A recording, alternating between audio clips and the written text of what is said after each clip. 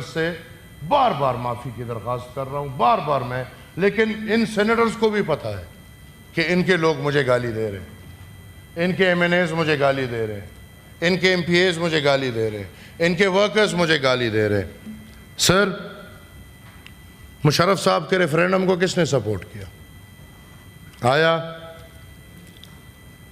100 seat के बदले या 100 सीट के डिमांड पे मुशर्रफ के रेफरेंडम को सपोर्ट हुआ है कि नहीं? सर, क्या इलेक्टेबल्स को बाय फोर्स इनके पास भेजा गया है या नहीं?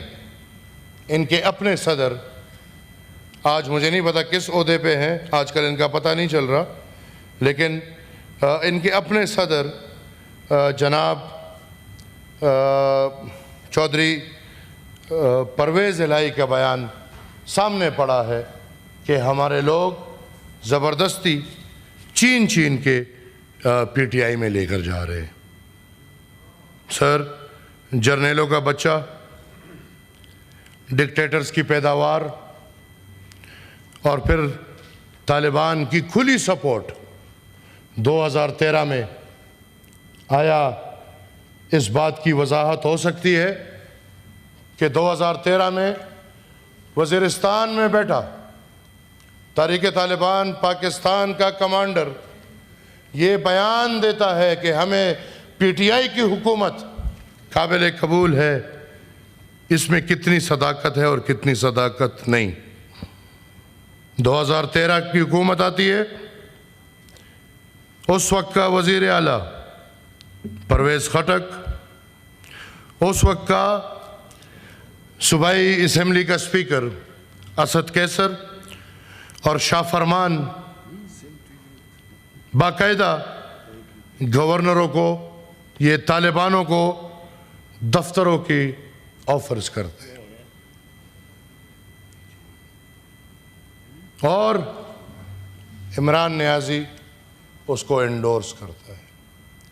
इन्होंने बाकायदा ये सियासी नज़रिया फैलाया कि तहरीक-ए-तालिबान पाकिस्तान के दफातर होने चाहिए, इनको मेन स्ट्रीम करो, इनको पेशावर में दफ्तर बना के दो, इनको हेडक्वार्टर बना के दो। आया इसमें कितनी सदाकत है, कितनी सदाकत नहीं? सर, हम पुख्तून कौम दहशतगर्दी का मुकाबला कर रहे थे, हम लड़ रहे थे। पाकिस्तान पीपल्स पार्टी, अवामी नेशनल पार्टी उस दौर से गुजरी है जिस दौर में हमने दहशतगर्दों के ख़िलाफ़ लड़ाई की है, कुर्बानियाँ दी हैं, सीना खोल के सामने लाए हैं।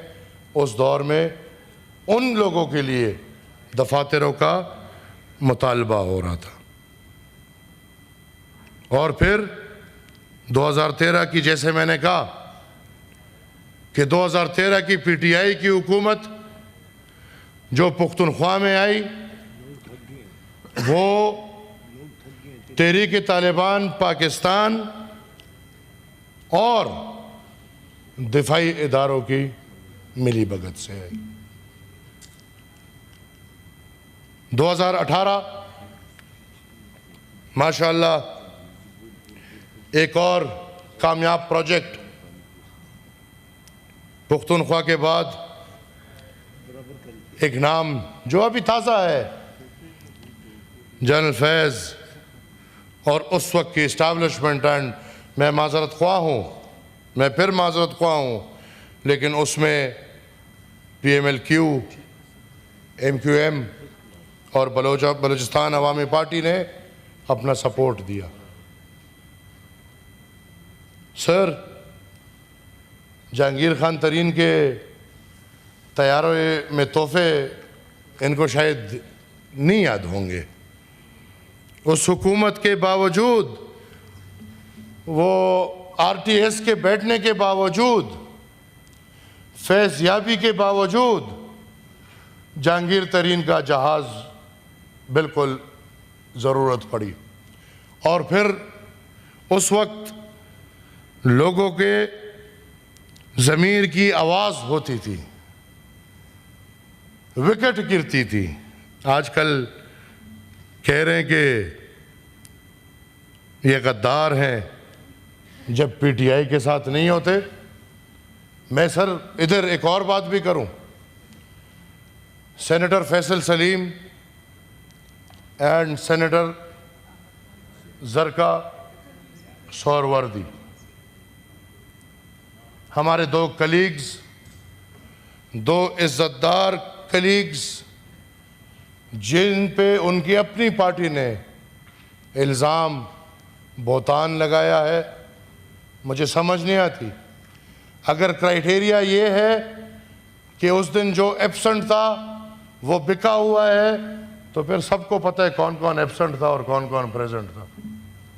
नहीं तो मेरे ख्याल में पीटीआई को अपनी सेनेटर्स की साख बचाते हुए उनसे माजरत करनी चाहिए, और उन पे बहुत गलत इल्ज़ाम लगे। और मैं उनके साथ इस वक्त इस दुख में शरीक हूँ, क्योंकि क्राइटेरिया तो बताएं, वो लोग आए नहीं हैं, उन्होंने वोट नहीं किया, तो एब्सेंट ही थी।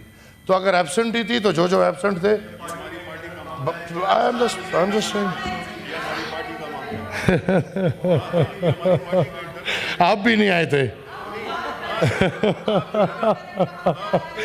आप भी नहीं आए थे, शिबली साहब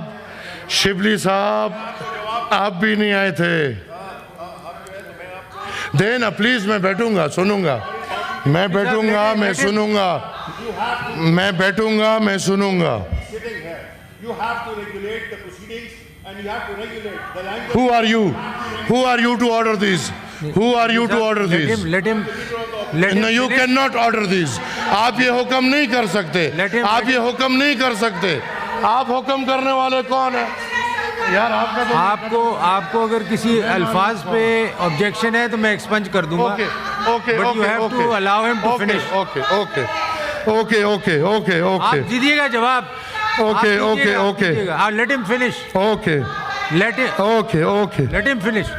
बिल्कुल आप दें, ये जब खत्म कर लें आप जरूर दें सर, आप जरूर दें सर, जरूर दें सर। जी हेमल वली साहब, आप अब इसको करें ताकि आप मेरे बाप को भी जानते हैं, आप मेरे दादा को भी जानते हैं। अभी ज्यादा नहीं करें, आप ज्यादा नहीं करें, अभी ज्यादा नहीं करें।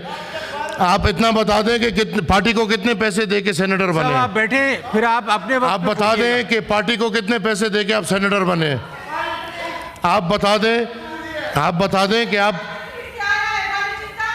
तो बलूचिस्तान पाकिस्तान नहीं है क्या? जी आप अपनी पार्टी पे आए हैं, अपनी पार्टी पे आए हैं, अल्हम्दुलिल्लाह। दो साहब आप बैठे, आप बता दें कितने पैसे दे के सेनेटर बने हैं।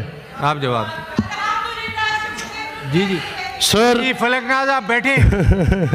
तकलीफ तो होगी, तकलीफ तो होगी, हेलो, तकलीफ तो होगी। बैठे भाई, आप बीच में ना बोलें, आप अपने वक्त पे बोलिएगा। जी सर, इलेक्टेड गवर्नमेंट बलूचिस्तान की टॉपल की गई। चेयरमैन सेनेट के इंतखाबात हम सबको शायद याद होंगे। ज़मीर की आवाज़ उस वक्त और अब लोग चोरी हो रहे हैं।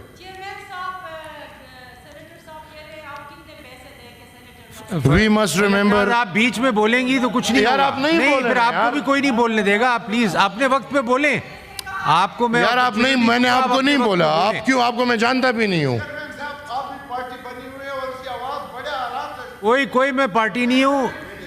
मैंने इनसे पूछा, हमने अलाउ किया है सबको बात करने के लिए, आपको भी मिलेगा। यार मैं तो सर आप माइक ये पे नहीं कह बोल रहा हूँ, मैं सकते कि टाइम पे किसी को बोल रहा टाइम हूँ, नहीं। और तकलीफ होगी। आप बैठे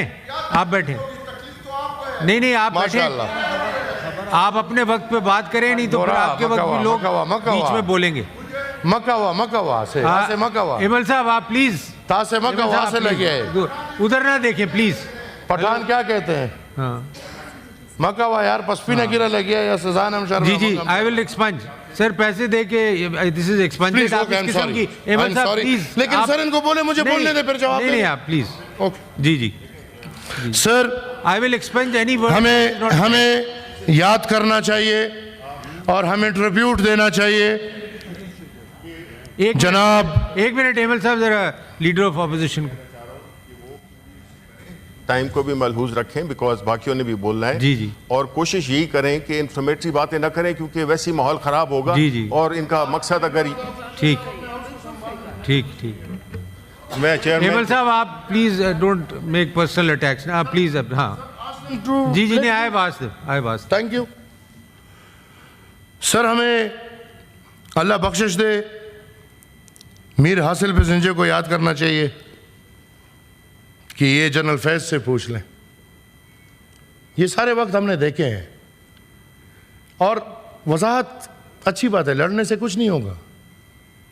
मुझे पुख्तून क्या कहते हैं, क्या फ़र्क पड़ता है। मैं तो आप पे जो सवाल डाल रहा हूँ, मेरी गुजारिश होगी सबसे, और मैंने बार बार ये बोले और मैं एक दफ़ा फिर ये बोल रहा हूँ कि मैं अपने इन सेनेटर से माजरत ख्वाह हूँ। इनमें से एक ने भी ऐसे अल्फाज मेरे खिलाफ नहीं इस्तेमाल किए। आज ठीक है, इनके भी जज्बात हैं, लेकिन सर इनके जो जज्बात मैं मुदल्लल बात कर रहा हूँ, मुझे गाली पड़ रही है। मेरे वालिद को, मेरे दादा को, मेरे परदादा को, मेरी वालिदा को, मेरी बहनों को गालियाँ पड़ रही हैं। क्या ये पुख्तून लोग इसका जवाब देंगे? मैं इसके सबूत आपको देख सकता हूँ। तो आपके लोग हैं सर, और मैं भी आपका नाम नहीं ले रहा सर। परफॉर्मेंस देके पुख्तनख्वा का कर्जा 2013 में जब ये लोग आए 97 बिलियन कर्जा था।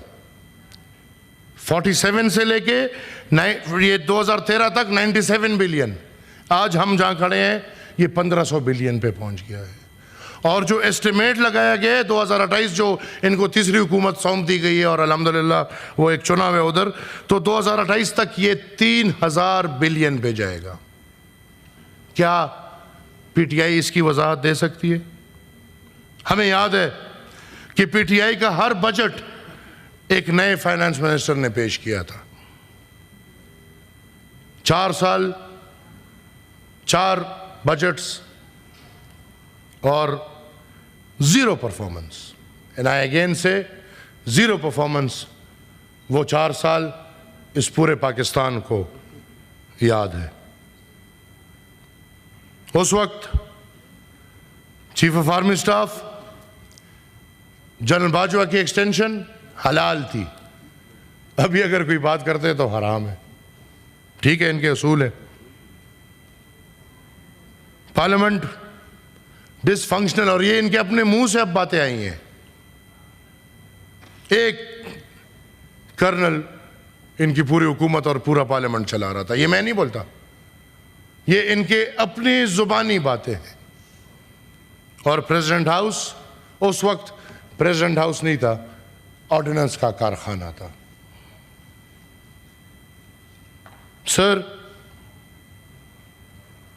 क्या ये अपने टेन्योर में एक मेगा प्रोजेक्ट इस कौम को दिखा सकते हैं?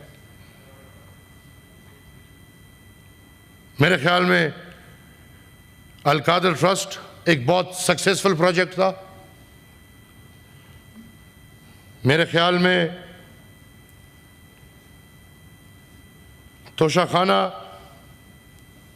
एक बेहतरीन प्रोजेक्ट था। और मेरे ख्याल में 190 मिलियन मलिक रियाज के साथ पाउंड्स वाला एक बेहतरीन प्रोजेक्ट था।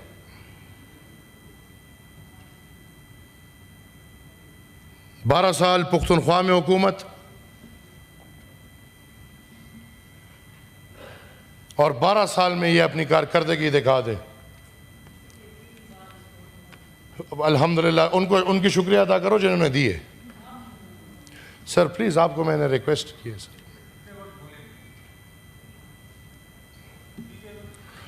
सर। बीआरटी जिसमें 32 बिलियन रुपए डायरेक्टली खाए गए हैं। बीआरटी जो इनका पता नहीं बेबी प्रोजेक्ट था कि क्या, अगले बनाते थे तो जंगला बस सिस्टम होता, ओए होए होए होए, अगले बनाते थे तो जंगला बस सिस्टम होता था। इनका कोई जन्नती बस सिस्टम हो गया, वो बनाना था कोई 14 मिलियन में, 100 मिलियन से ऊपर हो गया। और वही BRT का पैसा 32 मिलियन ऑन रिकॉर्ड जो दुबई में पेमेंट हुआ है, दुबई से अमेरिका गया है और अमेरिका से इनके PTI के अकाउंट में आया है, और जो 2018 के इंतखाबात में इस्तेमाल हुआ है। आज तक ना कोई पूछेगा और ना उसका जवाब कोई देगा। और मैं भी चाहूँगा कि ये भी अब रिक्वेस्ट करें, परवेज़ खटक तो इनके साथ अब नहीं है, कि जो BRT का जो केस तैयार पड़ा हुआ है, जो अल्हम्दुलिल्लाह एक बहुत अच्छा प्रोजेक्ट है, वो केस आगे ले जाए और उस पर फैसला कर ले। Sir, billion tree tsunami, afforestation, एक दूसरा स्कैम, और अब उसके बाद उसकी करप्शन छुपाने के लिए हर कुछ महीने बाद ये हर पुख्तून को पता है कि हमारे जंगलों में आग लग जाती है। तरीके बड़े अच्छे आते हैं इनको सर, और ये तरीका जो पाकिस्तान में फिर लाए थे 10 बिलियन के पता नहीं 100 बिलियन, वो पुख्तूनख्वा में ये करप्शन का पहले ये दंगल लगाया गया था। और सर मुझे याद है एक दफ़ा इस पर सूबाई पार्लियामेंट्री कमेटी बनी थी, और वो पार्लियामेंट्री कमेटी ने बनू में एक साइट विज़िट किया था। तो बनू में इनका एक डेंसिटी साइट था जहाँ इन्होंने कहा था कि हमने 20 लाख पौधा लगाया, जहाँ मेरे ख्याल में 2000 पौधा भी नहीं था। सर, स्वात एक्सप्रेसवे, वो प्रोजेक्ट ANP PPP गवर्नमेंट का था। PTI ने आते ही FWO के हवाले किया, 25 साल के लिए उनको लीज पे दिया, और पुख्तूनख्वा के लोगों के लिए एक बेनिफिट उससे नहीं लिया। जबकि उसके अगर आप कहते हैं तो उसका मैं जो फाइनेंशियल फिस्कल ईयर या वो सारा कंप्लीट वो है वो मैं दूं तो तकरीबन उस प्रोजेक्ट में सर ये जो है FWO ने 40% पेमेंट किए, 60% हुकूमत ने किए, और 40% पेमेंट पे वो 25 ईयर्स लीज पे उनको, वो ऑब्वियसली तोहफे होते थे, कुछ इनको उस वक्त मिल रहे होते थे, कुछ ये लोग उनको देते थे। सर MTI एक एक्ट आ रहे पुख्तूनख्वा में, एक बंदा था, कज़न साहब थे कोई बरकी साहब, और वो बरकी साहब के ज़रिए पुख्तूनख्वा का पूरा हेल्थ सिस्टम तबाह और बर्बाद करके रख दिया। आज पुख्तूनख्वा के अस्पतालों में दवाई नहीं है। आज हालत ये है कि सरकारी स्कूल हमारे सूबे के प्राइवेटाइज होने का ऐलान हो रहा है। वो मुल्क जिसके आईन में लिखा है कि बुनियादी तालीम हर शहरी को देना इस रियासत पे लाजिम और मलजूम है, हमारे सूबे में इनकी हुकूमत उनको प्राइमरी स्कूल्स को प्राइवेट करने पे चली है। आज पैसे नहीं है, पेंशनों के नहीं है, तनख्वाहदारों के नहीं है। यूनिवर्सिटीज़ की हालत ये है कि सर यूनिवर्सिटियाँ बंद हो रही हैं, बल्कि उस दिन एक ऐलान किया है वज़ीर आला साहब ने कि यूनिवर्सिटीज़ की ज़मीनें बेच के, सर ये अब दुनिया में कहाँ हुआ है, ये वो गाय से शुरू हुआ था बेचना, फिर गाड़ियों से चलता रहा, तोशाखाना से चलता रहा, और चलते चलते अब यूनिवर्सिटी की ज़मीनें बेची जा रही है, और प्राइवेट सरकारी स्कूलों को ये कौन सा माइंडसेट है? मुझे सर कंक्लूड कर लें सर, बस 2 मिनट आपका हुक्म सर। आंखों सर, once again I am extremely sorry. Khanzada साहब मेरे भाई हैं, सेनेटर्स जो इधर बैठे हैं, मैं आपकी ज़ाती इज़्ज़त करता हूँ, और ना मैंने आप पे ज़ाती अटैक किया है, और इंशाल्लाह ना आपने कभी मेरे पे ज़ाती अटैक किया है। लेकिन अगर आप कहते हैं, मैं आपको प्रूफ्स देने को तैयार हूँ कि बाकायदा PTI के MNAs, PTI के MPAs, बाकायदा आपके सीनियर लोगों ने मुझे गाली दी, मेरी वालिद को गाली दी, मेरे दादा परदादा को गालियाँ दी हैं, मेरी मरी हुई वालदा को गालियाँ दी हैं, मेरी बहनों को गालियाँ दी हैं। मैं मुदल्लिल जवाब बात की है, मैं गाली ब्रिगेड तो चलता रहेगा, मेरी किसी की कोई परवाह नहीं। मुझे आप लोग मेरे लिए अजीज़ हैं, मैं आपसे माजरत ख्वाह हूँ। मैं इंशाल्लाह बड़ी कोशिश के साथ कि मैं सियासत पे बात करूं, मैं सियासी बात करूं। आज आप देख लें कि वो बयानिया जो साइफर से शुरू हुआ था और मुझे अमेरिका ने निकाला, आज अमेरिका का शुक्रिया अदा हो रहा है कि वहाँ पे 61 सेनेटर्स उसके सपोर्ट में बात कर रहे हैं। ये सर बहुत बड़ा तजाद है। मैं आपका मशकूर हूँ, आपके टाइम का मशकूर हूँ। अगर किसी की दिल आज़ारी हुई हो उस पर माजरत ख्वाह हूँ। सियासी बात की है, इंशाल्लाह सियासी जवाब मिलेगा। और अगर फिर मज़ीद भी करना चाहें तो अभी तक सियासी थी, बोलने को फिर बहुत कुछ है। Thank you sir.